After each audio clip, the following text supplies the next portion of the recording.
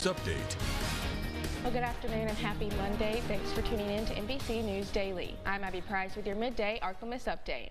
Well, our grand jury will hear more testimony today in the criminal case involving former President Donald Trump and alleged illegal hush money payments to adult film star Stormy Daniels. NBC's Bree Jackson is in Washington with details as we learn more about potential witnesses. How do you feel, Mr. Trump?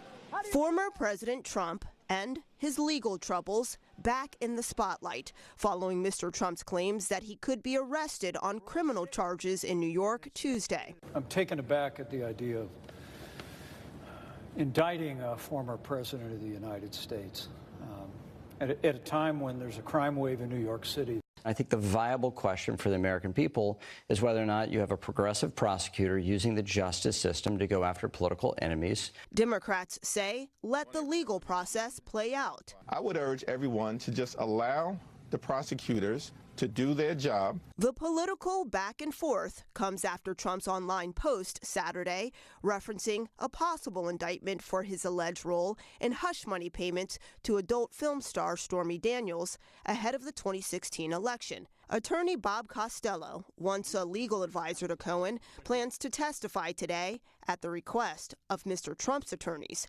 Trump has called for protest in the event of his arrest.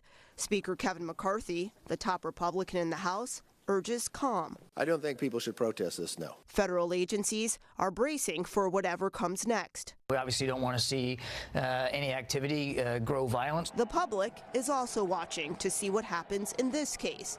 Trump has denied any wrongdoing. In Washington, Bree Jackson, NBC News. Well, in national news, documents show a former Memphis Police Department lieutenant retired the day before a scheduled disciplinary hearing over Tyre Nichols' death. The newly released decertification request lays out the involvement of the now retired Lieutenant Dwayne Smith, who was on scene the night Nichols was beaten. Former Lieutenant Smith was the on-scene supervisor January 7th and responded to Castlegate Lane and Bear Creek Cove. Memphis police say Smith violated policies of neglect of duty, unauthorized public statements, and compliance with regulations. Those administrative charges were filed on February 22nd, and Smith was due for a hearing on March 2nd. However, he filed for retirement on March 1st after 25 years on the force. Smith did not appear at the hearing due to his retirement. The Nichols family attorney, Ben Crump, says that anyone involved should be held fully accountable and should not be given any kind of special exit plan. Anybody who had anything to do with the brutal killing of Tyre Nichols should be held fully accountable, and they should not be given any kind of special exit plan. And now, Storm Tracker Doppler weather with meteorologist Trey Tonneson. High pressure kept us calm and steady overnight, but with calm winds and high pressure sitting over the top of us, we were primed for enhanced long-wave radiational cooling, which in simple terms just means we were going to see colder temperatures, and we have overnight into this morning.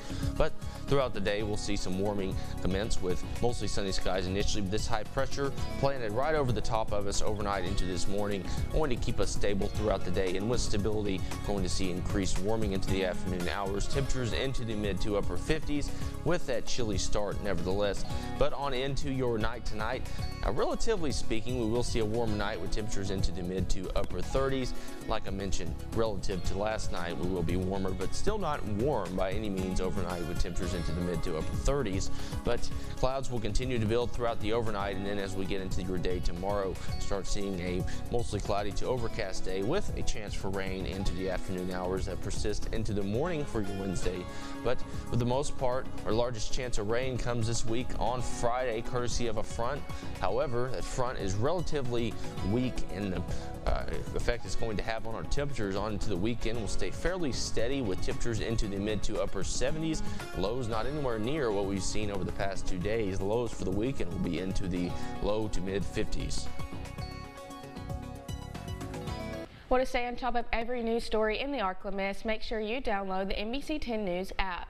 All you have to do is search KTVE in the Apple App Store or on Google Play. Well, that's it for your midday update. Have a great day. NBC News Daily continues.